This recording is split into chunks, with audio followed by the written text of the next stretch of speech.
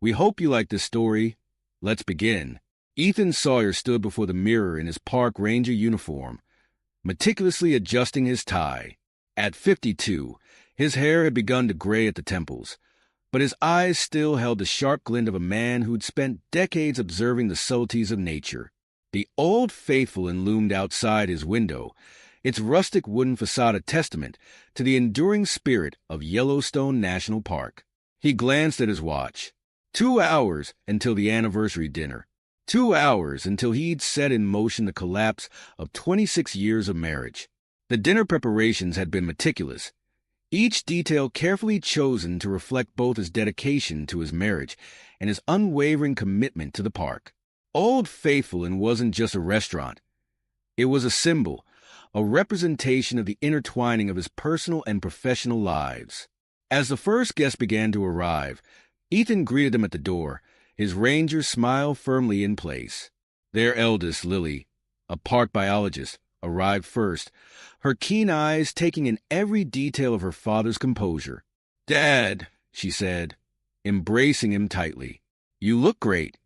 Ethan returned the hug, wondering if she could feel the tension in his shoulders. "Thanks, sweetheart. You're looking sharp yourself." As more guests filtered in, friends, colleagues, their other 2 adult children, Ethan maintained his warm facade. He was particularly attentive to Vanessa, his wife of 26 years, and a wildlife photographer. She seemed distracted, her eyes darting nervously around the room. "Everything okay, darling?" Ethan asked, his voice laced with concern that only he knew was fabricated. Vanessa startled slightly. "Oh, yes. Just thinking about that new wildlife series I'm planning." Ethan nodded, knowing full well that wildlife wasn't the only thing on her mind. He'd seen the furtive glances she'd been exchanging with Jack Hawthorne, his supposed best friend and the park's head of security. As the main course was served, Ethan stood, raising his glass. The room fell silent, all eyes turning to him. "First, I want to thank you all for coming tonight," Ethan began, his voice steady. 26 years ago, I made the best decision of my life when I married Vanessa. She's been my partner, my confidant, and my inspiration through all these years. He paused, his eyes scanning the room. Vanessa smiled weakly, while Jack shifted uncomfortably in his seat. "Now," Ethan continued, a glint in his eye, "would anyone like some wine?" A chuckle rippled through the room at his typical dry humor. Vanessa, barely paying attention, mumbled, "No, dear. I'm trying to lose a few pounds." Ethan's smile didn't waver as he pressed on. "Or is it because you're taking antibiotics for that dangerous illness you caught on your last photography expedition in the backcountry?" The room fell silent. Vanessa's face drained of color, her eyes wide with shock and fear. Jack's hand froze midway to his wine glass. Before anyone could react, Lily stood abruptly, her chair scraping against the wooden floor. "Dad," she said, her voice quavering, "there's something else you need to know." All eyes turned to Lily, who stood trembling, her gaze fixed on her father. "Mom's affair, it's not with a stranger." Ethan's eyebrows rose in feigned surprise. "Oh." Lily took a deep breath. "It's with Jack." The room erupted into gasps and murmurs. Jack attempted to stand, his face a mask of guilt and panic. "Now!" "Hold on a minute." "Don't," Ethan said, his voice cutting through the chaos like a knife. "Don't insult us all by trying to deny it." Ethan turned to the stunned guests. "I apologize for the dramatics, but I believe it's time for everyone except Vanessa and Jack to leave. We have some private matters to discuss." As the room cleared, the tension thickened, becoming almost palpable. Vanessa sat frozen in her chair, while Jack paced nervously by the window. Once they were alone, Ethan's calm demeanor cracked slightly. His eyes, usually warm and inviting, now held a cold fury that made both Vanessa and Jack flinch. "How long?" Ethan asked, his voice dangerously quiet. Vanessa opened her mouth to speak, but no words came out. Jack stepped forward, his hands raised in a placating gesture. "Ethan, buddy, we never meant for this to happen. It just..." "How?" Long, Ethan repeated, each word sharp enough to cut. Vanessa finally found her voice. 6 months, she whispered. Ethan nodded slowly, as if processing this information. Then, without warning, he burst into laughter. It was a harsh, bitter sound that echoed off the wooden walls of the inn. 6 months, he repeated, shaking his head. Well, I've got news for you both. I've known for 4 of those months. He reached into his jacket and pulled out a stack of photographs. As he spread them across the table, Vanessa and Jack's faces paled further. The images showed them in various compromising positions, all clearly taken within the park's boundaries. You see, Ethan continued, his voice now eerily calm, those cameras I set up to track wolf movements, they caught a lot more than wolves. Vanessa broke down, tears streaming down her face. Ethan, please. I'm so sorry. It's just, you were always so distant, so caught up in your work. Jack was there. He listened. Don't. Ethan cut her off. Don't you dare try to justify this. You could have talked to me, could have told me you were unhappy. Instead, you chose to betray me with my best friend. He turned to Jack, his eyes blazing. And you. I trusted you. We've been friends for over 2 decades, and this is how you repay that friendship. Jack's shoulders slumped. I never meant for it to go this far, Ethan. It just happened. Ethan laughed again, a hollow sound devoid of any humor. Things like this don't just happen, Jack. They're choices. Choices you both made, over and over again. He reached into his jacket once more, pulling out a thick envelope. I've made my choice too. As he slid the envelope across the table, Vanessa's eyes widened in recognition. Divorce papers? Ethan, please. Can't we talk about this? We're talking now, Ethan replied coldly, and I'm done listening to lies. Ethan stood, his ranger training allowing him to maintain a calm exterior despite the emotional turmoil within. I'm going to make this very clear, he said, his voice low and controlled. I intend to expose your betrayal, not just to our families, but to the entire park community. Jack paled, realizing the implications for his career and reputation. Ethan, you can't be serious. Think about what this would do to us, to the park. I have thought about it. Ethan cut him off. I've thought about nothing else for months, and I've decided that the park deserves to know the truth about its head of security. Vanessa reached out, her hand trembling. Please, Ethan, we can work this out. We can go to counseling, take some time. No, Ethan said firmly. There's no working this out. You've made your choices, and now you'll face the consequences. As Vanessa and Jack pleaded for discretion, Ethan's calm exterior finally cracked. In a controlled but emotion-filled voice, he expressed his deep hurt and anger. Do you have any idea what you've done? Not just to me, but to everything I stand for? I've dedicated my life to this park, to protecting it. And you too. You've turned it into your personal playground for your affair. He turned to Vanessa, his voice softening slightly. I loved you, Vanessa. God help me. I still do. But this I can't forgive.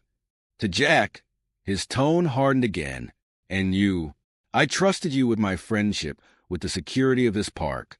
You've betrayed both. Ethan gathered the photographs, tucking them back into his jacket. I'll give you both some time to think about your options. But know this, one way or another, there will be consequences for your actions. As he turned to leave, Vanessa called out, her voice broken. Ethan, please. What about the children? Ethan paused at the door, his hand on the knob. Without turning back, he replied, They deserve to know the truth. All of it.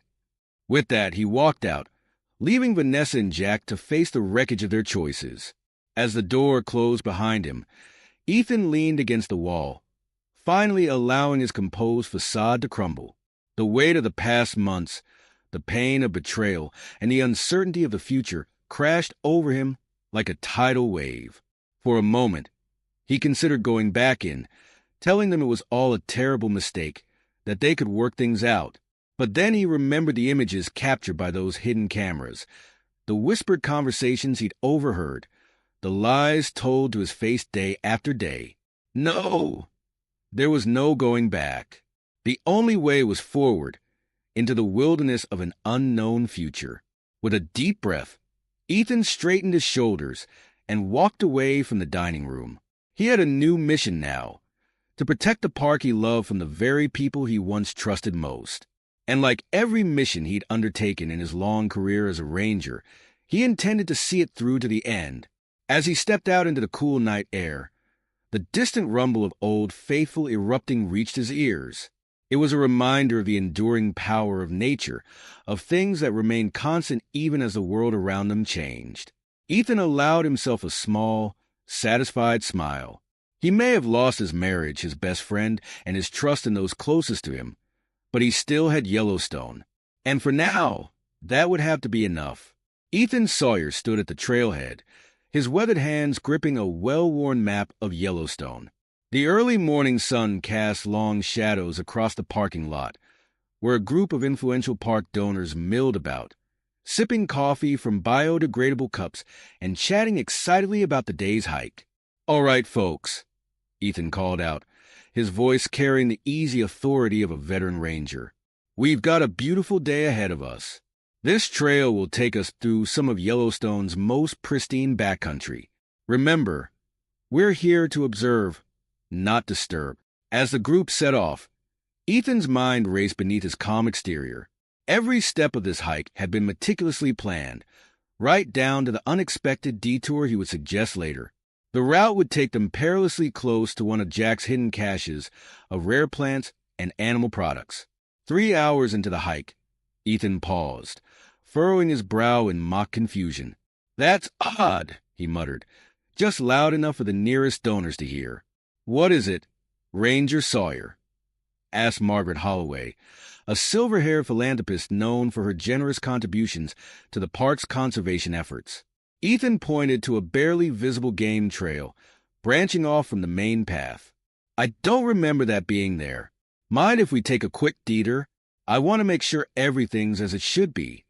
The group murmured their assent, eager for an added touch of adventure.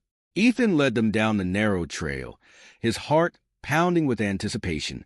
After about 100 yards, he stopped abruptly, holding up a hand to halt the group. "Ladies and gentlemen," he said gravely, "I'm afraid we've stumbled upon something troubling." Before them lay a small clearing, partially obscured by dense underbrush. But even from this distance, the unnatural bulges under a camouflaged tarp were clearly visible. Ethan approached cautiously, lifting one corner of the tarp to reveal stacks of crates and plastic containers. Margaret gasped, "Good Lord, what is all this?" Ethan's face was a mask of concern as he examined the cache. "It appears to be some sort of smuggling operation. Rare plants, animal parts. This is deeply disturbing." The donors crowded around, their expressions a mix of shock and outrage. Ethan allowed them a moment to take in the scene before speaking again. "I hate to cut our hike short, but I need to report this immediately. We'll head back to the visitor center and I'll contact park security." As they hurried back down the trail, Ethan could hear the donors whispering furiously among themselves. Seeds of doubt had been planted. Now, it was time to water them. Back at the visitor center, Ethan made a show of reporting the discovery to park administration. He watched with carefully concealed satisfaction as the news spread like wildfire through the park staff and volunteers.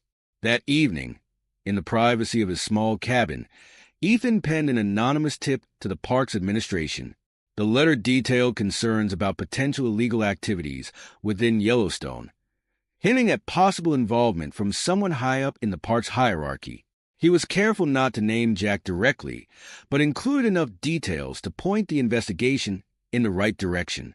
As he sealed the envelope, Ethan allowed himself a smile. The first moves had been made.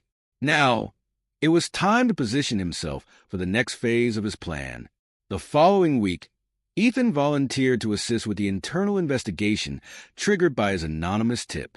His years of service and sterling reputation made him an obvious choice, and no one questioned his motives. During a meeting with the investigative team, Ethan casually mentioned some inconsistencies he'd noticed in recent security reports. "It's probably nothing," he said with a shrug, "but I've been noticing some odd patterns in the patrol routes lately. Might be worth looking into." The lead investigator, a sharp-eyed woman named Diana Chun, latched onto this information. "Can you elaborate, Ranger Sawyer?" Ethan leaned back in his chair, the picture of casual concern. "Well, there seem to be some gaps in coverage, particularly in the more remote areas of the park, and the timing of some patrols seems off.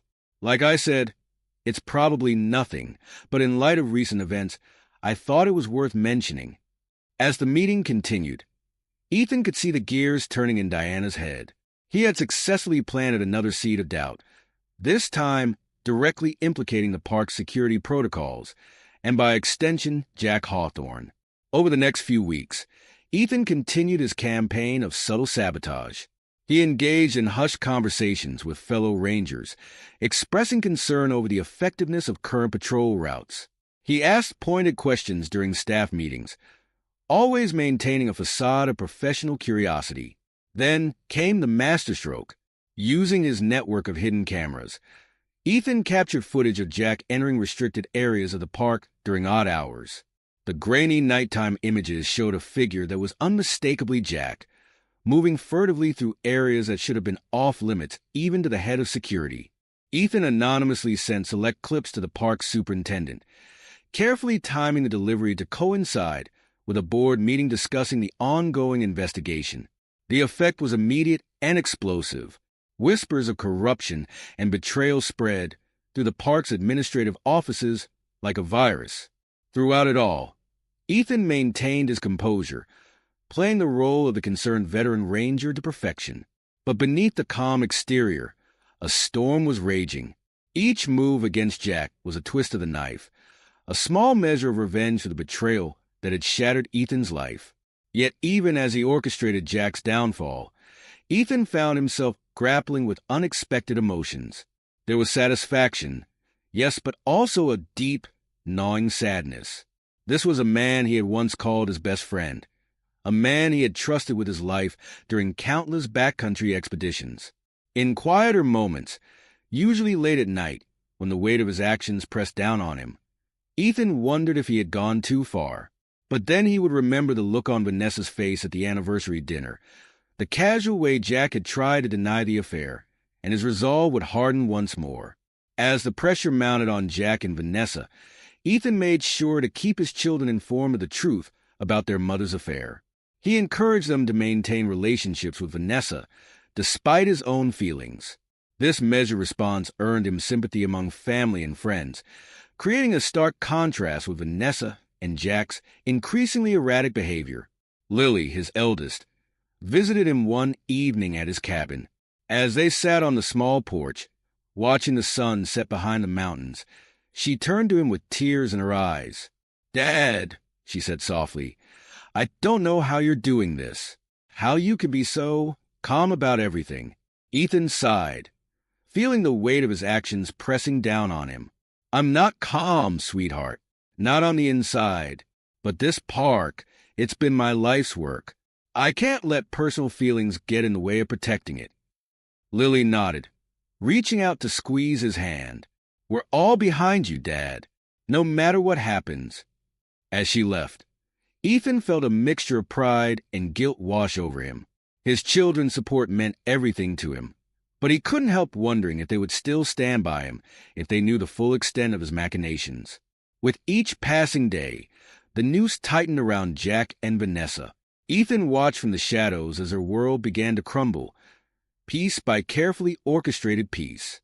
The wilderness of revenge was a dark and lonely place, but Ethan had made his choice. There was no turning back now. The sun hung low on the horizon, casting long shadows across the rugged terrain of Yellowstone National Park. Ethan Sawyer moved silently through the underbrush, his senses attuned to every rustle of leaves, every snapped twig. He was on a routine patrol, or so it appeared to anyone who might be watching. In reality, Ethan was laying the groundwork for the next phase of his plan. He had carefully timed this patrol to coincide with Jack Hawthorne's usual rounds, knowing that the mounting pressure would likely drive his former friend to desperate measures.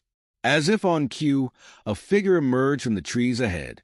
Jack Hawthorne, once Ethan's closest confidant, and now his bitterest enemy, stood blocking the path. His face was haggard, dark circles under his eyes betraying sleepless nights and growing paranoia. "Ethan," Jack called out, his voice a mixture of anger and fear. "We need to talk."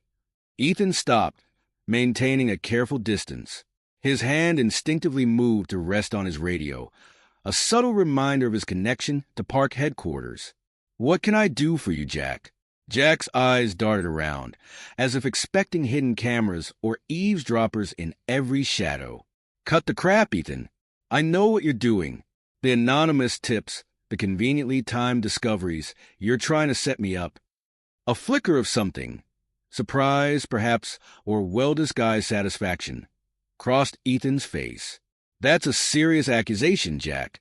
Do you have any evidence to support it?" Jack took a step forward, his fists clenched at his sides. "Evidence? You want to talk about evidence?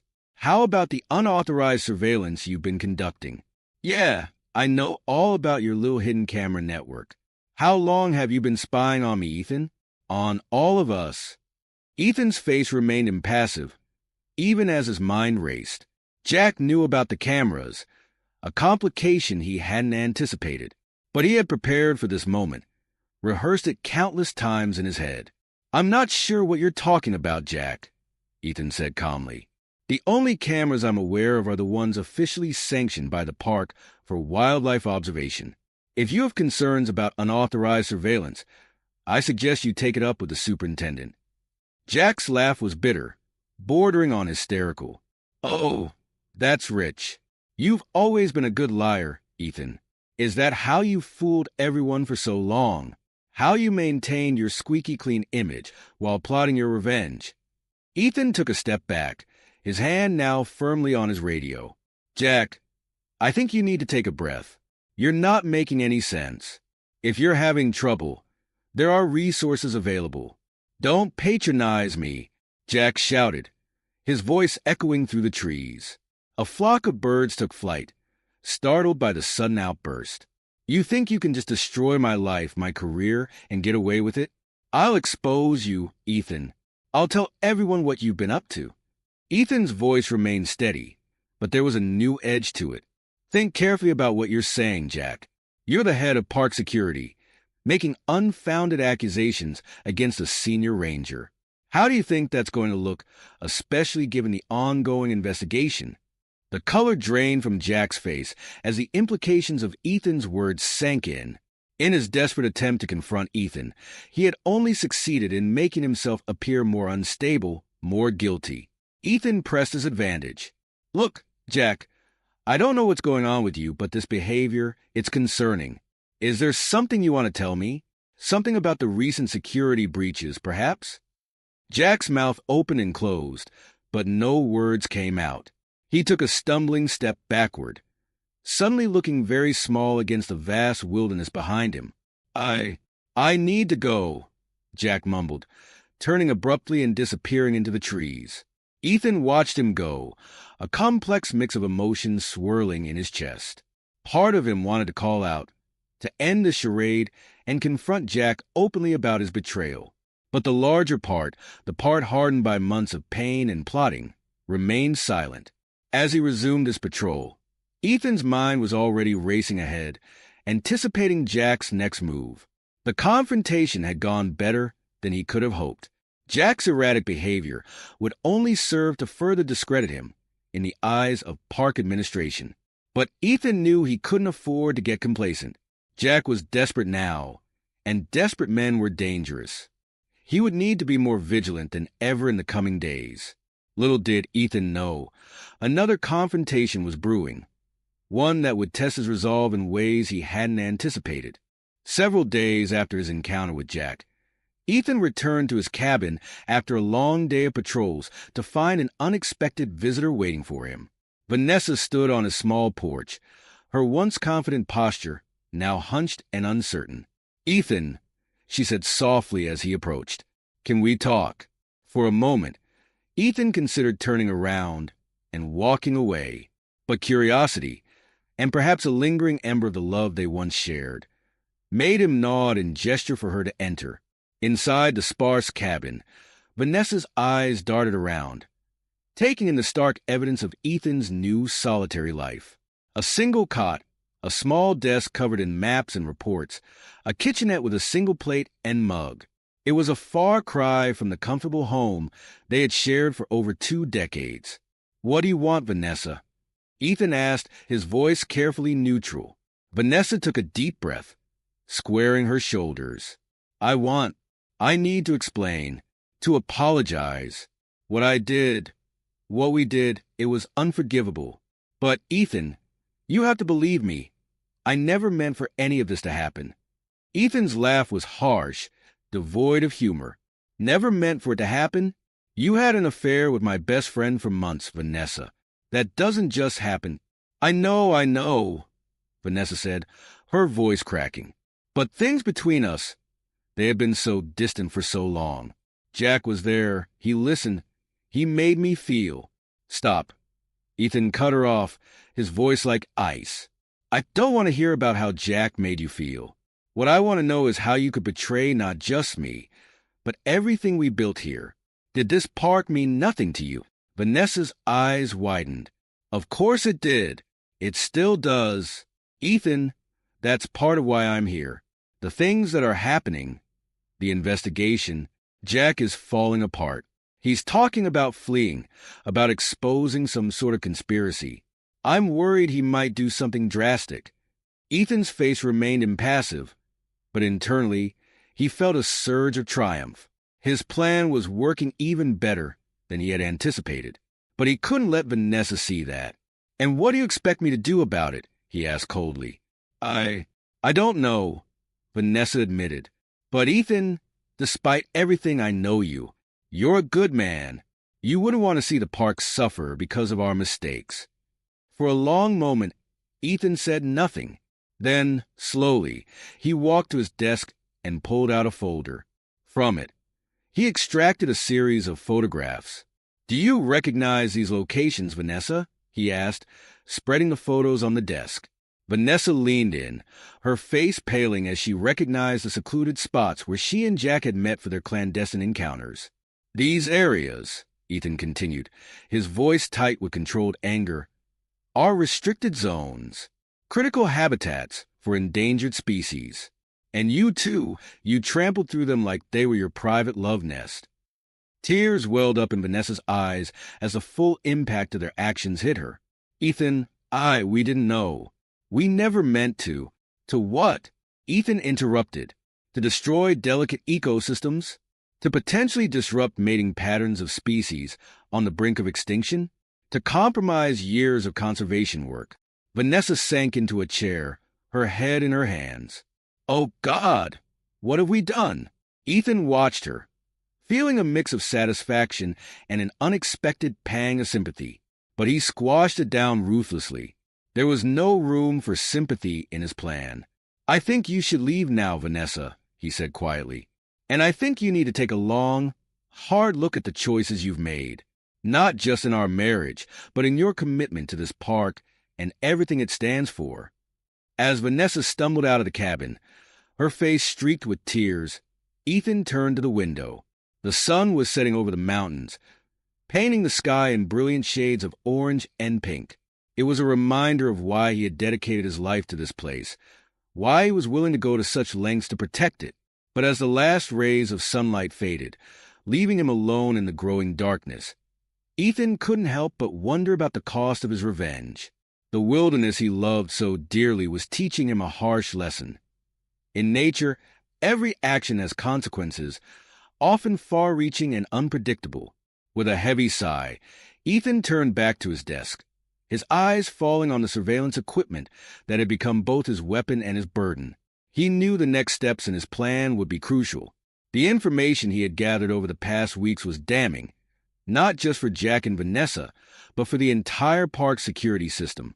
Ethan reached for his encrypted laptop, his fingers flying over the keys as he compiled the evidence he had collected. Wildlife protection agencies would be very interested in the rare plant and animal smuggling operation he had uncovered. But he had to be careful to keep his own involvement hidden. As he worked, a plan began to form in his mind. Jack's ex-wife, Sarah, a former park ranger who had left under mysterious circumstances, could be a valuable asset. Ethan had always suspected there was more to her departure than the official story of personal reasons. With a few discreet phone calls and carefully worded emails, Ethan set up a seemingly chance encounter between Sarah and Vanessa. He knew Sarah harbored resentment towards Jack, and her revelations about his past behavior could be the final nail in the coffin of Vanessa's misplaced trust. The next day, Ethan watched from a distance as Sarah and Vanessa met at the Old Faithful Inn's coffee shop. Even from afar, he could see the shock and disbelief on Vanessa's face as Sarah spoke, her animated gestures telling a story that was clearly causing Vanessa distress. As the women parted ways, Vanessa stumbling slightly as if the ground beneath her feet had shifted, Ethan felt a twinge of what might have been guilt, but he quickly suppressed it. This was necessary, he told himself, for the park, for justice. Over the next few days, Ethan observed as the pressure on Jack and Vanessa intensified. Their behavior became increasingly erratic. Jack was seen arguing with junior rangers, his voice carrying across the visitor center parking lot. Vanessa, usually meticulous about her appearance, began showing up to work with disheveled hair and mismatched clothes. Ethan's anonymous tips to wildlife protection agencies had the desired effect. Federal investigators began discreetly questioning park staff, their presence adding to the atmosphere of paranoia and suspicion that had settled over Yellowstone like a heavy fog.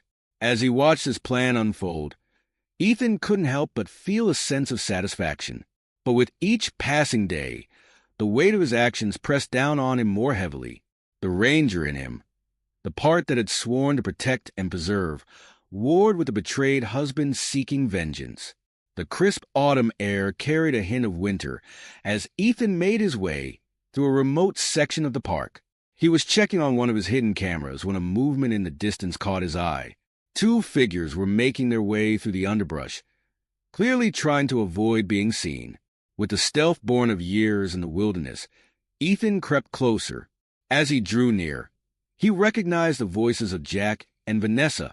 They were arguing in hushed but heated tones. "We have to do something, Jack," Vanessa hissed. "Ethan's destroying us. He knows everything." Jack's response was low and angry. "Don't you think I know that? But we can't just run. We need a plan." Ethan froze, his heart pounding. He hadn't anticipated this. Jack and Vanessa working together against him. As he listened, their plan began to take shape, and a chill that had nothing to do with the weather ran down his spine. They were going to paint him as unstable, a danger to himself and others.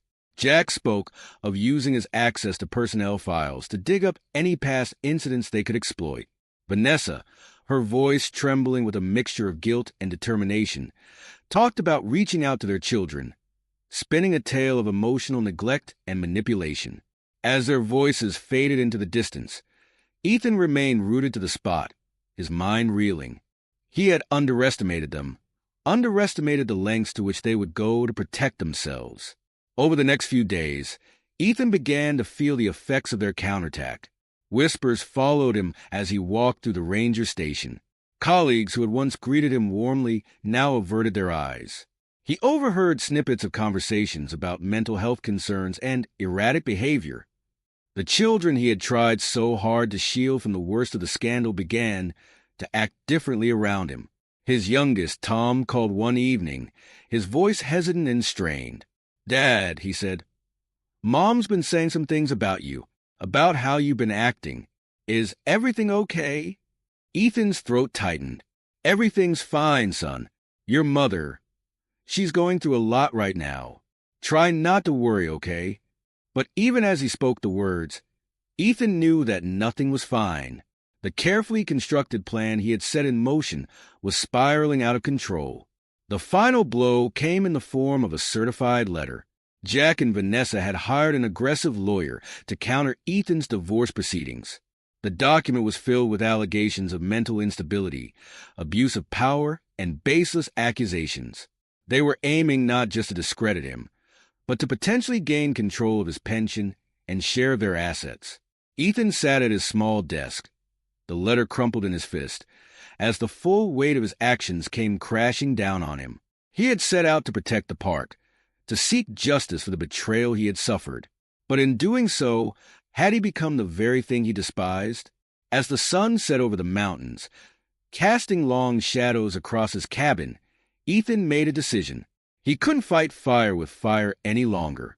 If he was going to salvage anything from this mess, his reputation, his relationship with his children, his very sense of self, he needed to find another way. But before he could act on this revelation, a park-wide emergency alarm blared through the night. A massive wildfire had broken out in a remote section of Yellowstone, threatening not just the ecosystem, but potentially exposing the evidence of Jack's smuggling operation. As Ethan grabbed his gear and rushed out to join the firefighting efforts, he realized that nature, in its implacable way, had taken control of the situation. The wilderness he had sought to protect would now be the stage for the final act of this drama. The irony wasn't lost on him as he climbed into a park vehicle, sirens wailing. In his quest for revenge, he had forgotten the most fundamental lesson Yellowstone had taught him. In nature, balance always reasserts itself, often in the most unexpected and violent ways. As he sped towards a growing inferno, Ethan knew that whatever happened next would be beyond his control. The wilderness of revenge had led him here, but it would be the wilderness of Yellowstone itself that would determine the outcome. The sky above Yellowstone was an angry bruise of purple and orange, the setting sun barely visible through the thick smoke that choked the air. Ethan Sawyer stood at the edge of a cliff, his eyes scanning the horizon where flames licked at the treetops like hungry demons. The wildfire had started small, a single lightning strike in a remote corner of the park. But drought conditions had turned it into a raging inferno that threatened to consume everything in its path. Ethan's radio crackled to life. All units, this is dispatch. The fire has jumped the firebreak at Sector 7. I repeat, the fire has jumped the firebreak. All personnel to evacuation points immediately. Ethan grabbed the radio, his voice steady despite the chaos around him. This is Ranger Sawyer. I'm taking command of the firefighting efforts in the Northern Quadrant. All available units converge on my location. As he spoke, Ethan's mind raced. The Northern Quadrant. That was where Jack had hidden his largest cache of smuggled goods. The evidence that could bring down Jack's entire operation was now in the direct path of the fire. For a brief moment, Ethan considered letting it burn. It would be so easy.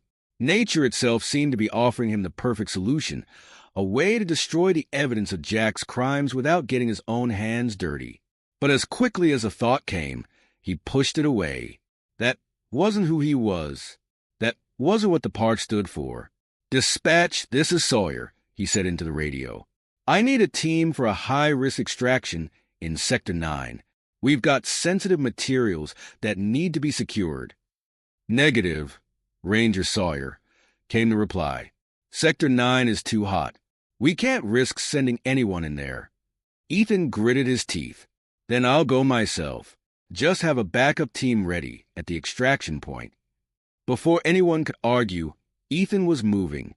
He raced down the rocky slope towards his jeep, the heat of the approaching fire already making sweat bead on his forehead. As he drove towards Sector 9, weaving through smoke-filled valleys and dodging falling embers, Ethan couldn't help but reflect on the irony of the situation. He had spent months meticulously planning Jack's downfall, and now here he was, risking his life to preserve the very evidence he had worked so hard to uncover. The jeep skidded to a halt at the edge of a small clearing. Through the thick smoke, Ethan could just make out the outline of a small cabin, Jack's hidden storage site. He pulled a bandana over his face and grabbed his emergency pack before plunging into the smoky haze. Inside the cabin, the heat was oppressive. Ethan moved quickly, gathering up rare plant specimens and carefully labeled boxes of animal products. Each item represented a betrayal of the park, of their friendship, of everything Ethan held dear. But they were also irreplaceable resources, vital for both the ongoing investigation and the park's research efforts. As he worked, a distant rumble caught his attention. The fire was getting closer. Ethan redoubled his efforts, sweat stinging his eyes as he loaded the last of the evidence into his pack. Just as he was about to leave, a glint of metal caught his eye. Hidden beneath a loose floorboard was a waterproof case. Ethan pried it open to find a detailed ledger, names, dates, amounts. It was the smoking gun he had been searching for all along. Clutching the ledger to his chest, Ethan stumbled out of the cabin. The world outside had transformed into a hellscape of smoke and flame. He could barely see the Jeep through the thick haze. Suddenly, his radio crackled to life. "Mayday, Mayday. This is Jack Hawthorne. I'm trapped in Coyote Canyon. The fire, it's everywhere. If anyone can hear this, help." Ethan froze. Coyote Canyon was less than a mile from his current position. He looked down at the ledger in his hands, then back towards the direction of Jack's distress call. The choice before him was clear: secure the evidence and ensure Jack's downfall, or risk everything to save the man who had betrayed him. For a long moment, Ethan stood there, the heat of the approaching fire pressing in on all sides. Then, with a muttered curse, he shoved the ledger into his pack and turned towards Coyote Canyon. "Hang on, Jack," he growled into the radio. "I'm coming." The drive to Coyote Canyon was a nightmare of smoke and flame. Twice, Ethan had to swerve to avoid falling trees, the Jeep's tires spinning in the loose ash. As he neared the canyon, he could see why Jack had become trapped. The fire had created a perfect storm, the wind funneling the flames into a roaring inferno that had cut off all escape routes. Ethan parked the Jeep at the canyon's edge and grabbed his emergency gear. As he rappelled down into the smoke-filled canyon, he could hear Jack's desperate cries for help. "Jack!" Ethan shouted. "Jack, where are you?" A weak cough answered him. "Here. I'm over here." Ethan found Jack huddled against a rock face, his clothes singed and his face streaked with soot. For a moment, their eyes met, and Ethan saw a flicker of confusion in Jack's gaze, quickly replaced by desperate hope. "Ethan?" Jack croaked. "What are you doing here?" "Saving your ass, apparently." Ethan grunted as he helped Jack to his feet. "Can you climb?" Jack nodded weakly, and together they began the arduous ascent out of the canyon. The heat was intense, the smoke so thick it was hard to breathe. Ethan's muscles screamed with the effort of supporting both his own weight and Jack's. Just as they neared the top, a loud crack split the air. Ethan looked up to see a massive pine tree, its trunk engulfed in flames, toppling towards them. Without thinking, he shoved Jack the final few feet to safety before diving to the side. The tree crashed down, missing Ethan by inches. As he lay there, gasping for breath in the superheated air, he heard the whump-whump-whump of helicopter blades. A spotlight cut through the smoke, illuminating the scene. As the rescue team rappelled down to secure them, Ethan caught Jack's eye once more. There was something there, gratitude, certainly, but also shame and a dawning realization of the magnitude of his own actions. The helicopter lifted off, carrying them away from the inferno below. As they soared over the burning landscape, Ethan looked down at the park he had sworn to protect. The fire raged on, unstoppable and indifferent to the human drama it had ignited. But even in the midst of destruction, Ethan could see the promise of renewal. Fire was a natural part of the forest's life cycle, clearing away the old to make way for new growth. As the adrenaline of the rescue faded, Ethan felt a deep weariness settle into his bones. He had saved Jack, yes, but at what cost? The evidence in his pack weighed heavily, a reminder that the real battle was far from over. The helicopter touched down at the firefighters' base camp, and Ethan stumbled out, still supporting the semi-conscious Jack. As medical personnel rushed to attend to them, Ethan caught sight of a familiar face in the crowd. Vanessa stood at the edge of the landing zone, her eyes wide with shock and fear. For a moment, their gazes locked. Ethan saw a swirl of emotions in Vanessa's eyes: relief, guilt, confusion. But before either of them could speak, Ethan was whisked away by the medical team, leaving Vanessa standing alone in the chaos of the base camp. As he was led to a medical tent, Ethan's mind was already racing ahead. The fire had changed everything, bringing long simmering conflicts to a boil. But it had also offered a chance for redemption, for himself, for Jack, for the park itself. The question was, would they seize it?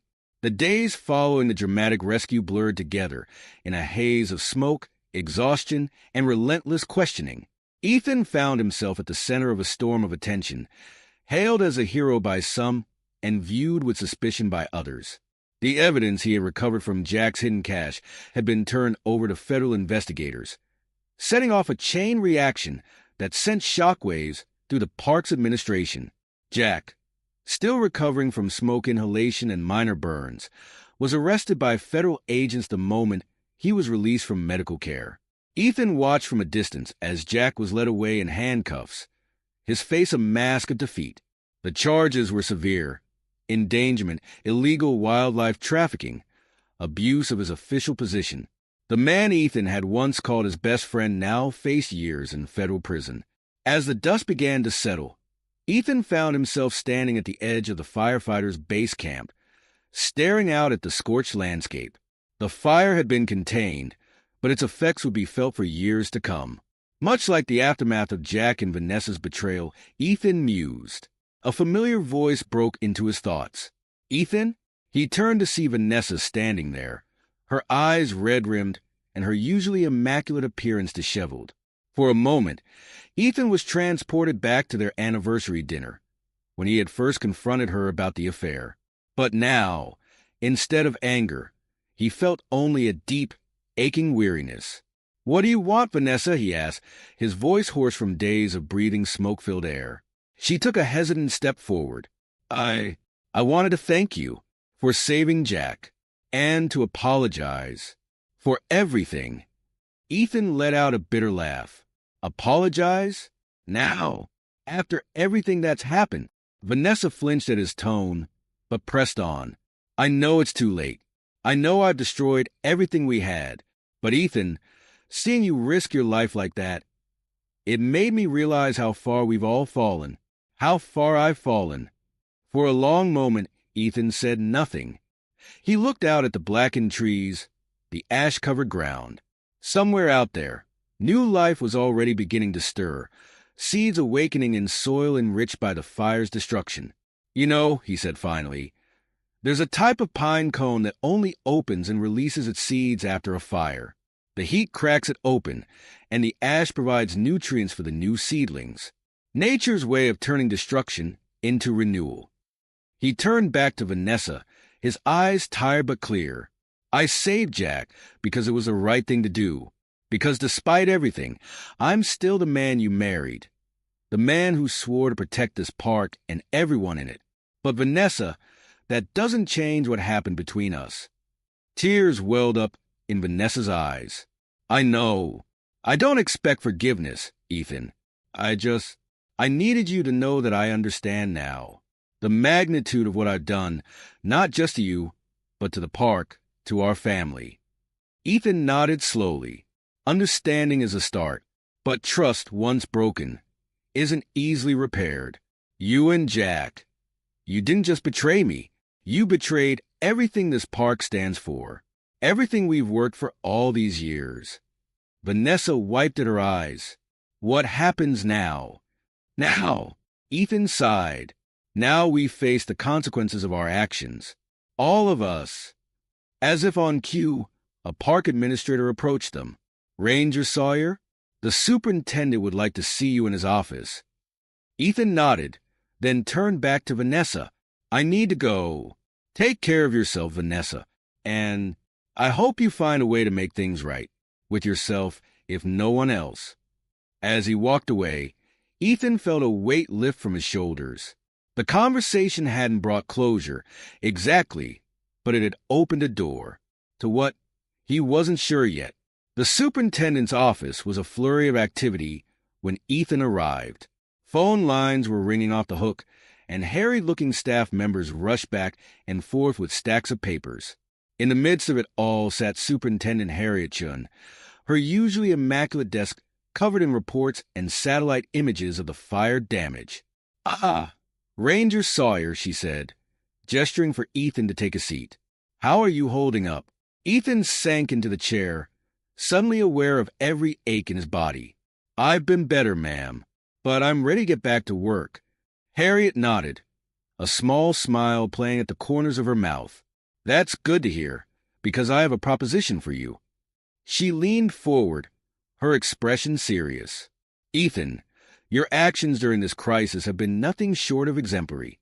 You've shown incredible leadership, courage, and dedication to this park, which is why I'd like to offer you the position of Chief Ranger."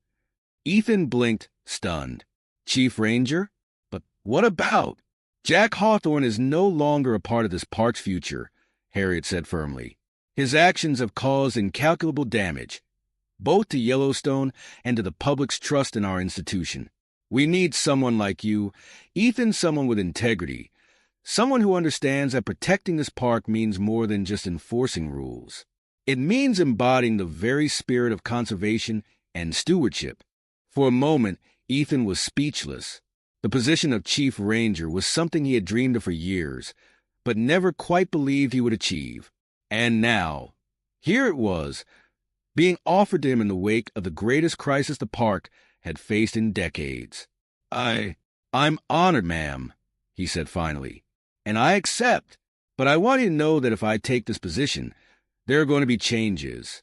We need stronger conservation measures, better ethical training for staff. We can't let something like this happen again." Harriet's smile widened. "That's exactly why I want you for this job, Ethan. You have my full support. Now, go home and get some rest. You've got a big job ahead of you." As Ethan left the office, his mind was already racing with plans and ideas. The park had been through a trial by fire, literally and figuratively.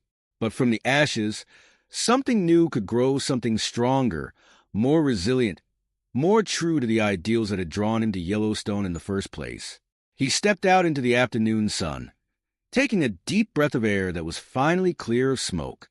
For the first time in months, Ethan felt a glimmer of hope. The path ahead would be challenging, but he was ready to face it.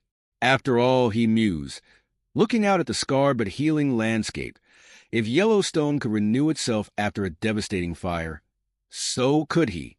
1 year had passed since the fateful wildfire that had changed everything.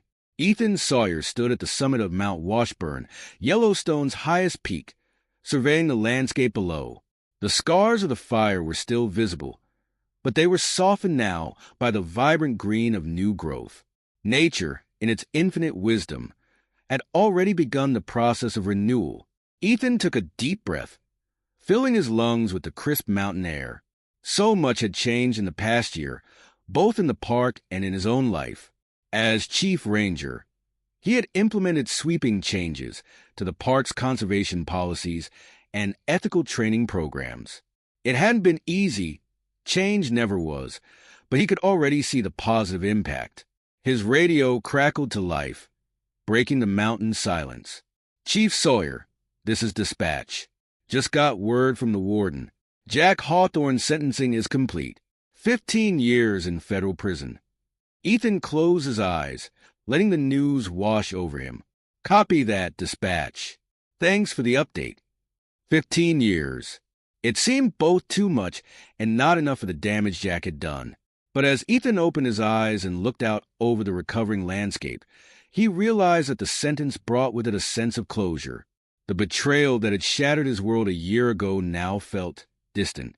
Not forgotten, certainly, but no longer the raw, aching wound it had once been. As if on cue, Ethan felt his satellite phone vibrate in his pocket. He pulled it out to find a new email notification. The sender's name made his heart skip a beat. Vanessa. For a moment, Ethan's finger hovered over the delete button, but curiosity, or perhaps something deeper, made him open the message instead. "Dear Ethan," it began, "I hope this email finds you well. I've been following the news about Yellowstone, about all the positive changes you've been making as Chief Ranger. I'm proud of you, even though I know I have no right to be. I'm writing because I need you to know how deeply I regret my actions. Not just the affair, but the way I lost sight of what was truly important, our family, the park, the principles we once shared. I've spent this past year trying to understand how I could have strayed so far from the person I thought I was. I'm working for a small newspaper now, in a city far from Yellowstone. It's not glamorous, but it's honest work. More importantly, it's giving me a chance to use my photography skills to shed light on environmental issues. I'm trying, in my own small way, to make amends for the damage I've done. I don't expect forgiveness, Ethan. I know that what I did is unforgivable. But I hope that someday you might find it in your heart to remember the good times we shared, rather than just the pain of how it ended. Take care of yourself, and take care of our park. I know it's in the best possible hands with you at the helm. Vanessa. Ethan lowered the phone, his emotions a complex tangle.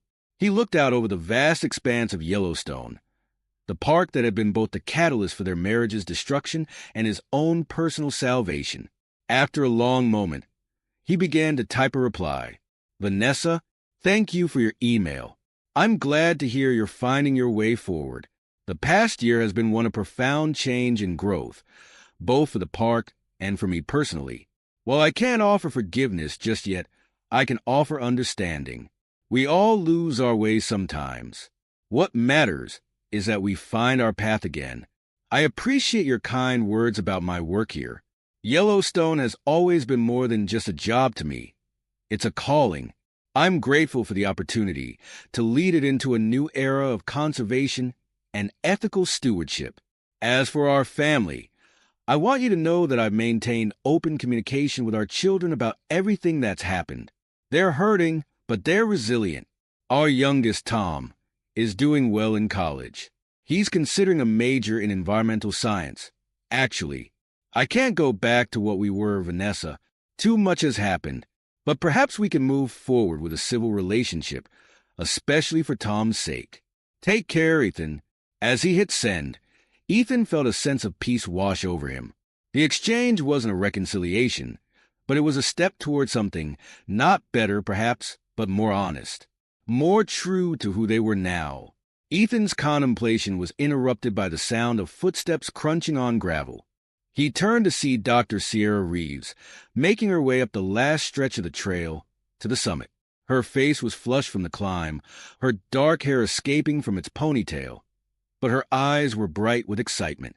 "Ethan," she called out as she reached him, "I've been looking all over for you. The data from our latest wolf population survey just came in, and you're not going to believe the results." Ethan couldn't help but smile at her enthusiasm. Over the past year, he and Sierra had worked closely together on various conservation projects. Her passion for wildlife biology and her unwavering commitment to the park's ecosystem had been a breath of fresh air in the wake of all the turmoil. "Let's hear it," he said, genuinely interested. As Sierra launched into an explanation of pack dynamics and territory expansion, Ethan found himself admiring more than just her scientific expertise. There was something about her, a warmth and integrity, that resonated deeply with him. "You know," he said when she paused for breath, "I think this calls for a celebration. How about dinner at the Old Faithful Inn tonight? I hear the bison steaks are excellent this time of year." Sierra's eyes widened in surprise, then crinkled with pleasure. "I like that, Ethan. I'd like that a lot." As they began the descent from Mount Washburn, walking side by side, Ethan felt a spark of something he hadn't experienced in a long time. Hope, not just for the park's future, but for his own. The trail wound through areas still bearing the scars of last year's fire. But everywhere, new life was sprouting. Wildflowers painted the ashen-rich soil in vibrant hues, and young saplings reached hopefully towards the sky. Ethan paused for a moment, taking in the scene. "You know," he said to Sierra, "there's a theory in fire ecology called the intermediate disturbance hypothesis. It suggests that occasional disturbances, like wildfires, can actually increase the biodiversity of an ecosystem. Sierra nodded, intrigued. By creating opportunities for new species to establish themselves, right? Exactly, Ethan replied. I've been thinking lately that maybe the same principle applies to life. Sometimes it takes a major disturbance to clear away the old growth and make room for new possibilities. He turned to Sierra, suddenly aware of how close they were standing. I've spent the past year or so focused on rebuilding the park, on making things right, but I'm starting to realize that there might be room in my life for something new, too. Sierra's smile was warm and understanding. New beginnings can be scary, she said softly, but they can also be beautiful. As they resumed their hike, Ethan felt a weight he hadn't even realized he was carrying lift from his shoulders. The betrayal, the anger, the thirst for revenge, all of it seemed to recede, leaving behind a sense of peace and possibility. He thought back to the email exchange with Vanessa, to Jack's sentencing, to all the changes he'd implemented in the park. Each of these had been a step in his journey, leading him to this moment. The sun was beginning to set as they reached the trailhead, painting the sky in brilliant shades of orange and pink. Ethan paused once more, taking in the breathtaking view. You know, he said to Sierra, I think I'm finally ready to embrace that new beginning. As they walked towards the ranger station together, Ethan allowed himself a genuine smile. He realized that, like the park itself, he hadn't just survived the fire of betrayal. He had emerged stronger, wiser, and more committed to his life's purpose than ever before. The path ahead was uncharted territory, but Ethan Sawyer was ready to explore it. After all, if Yellowstone had taught him anything, it was that the most beautiful vistas often came after the most challenging climbs. This is where our story comes to an end. Share your thoughts in the comment section. Thanks for your time. If you enjoy this story, please subscribe to this channel. Click on the video you see on the screen, and I will see you there.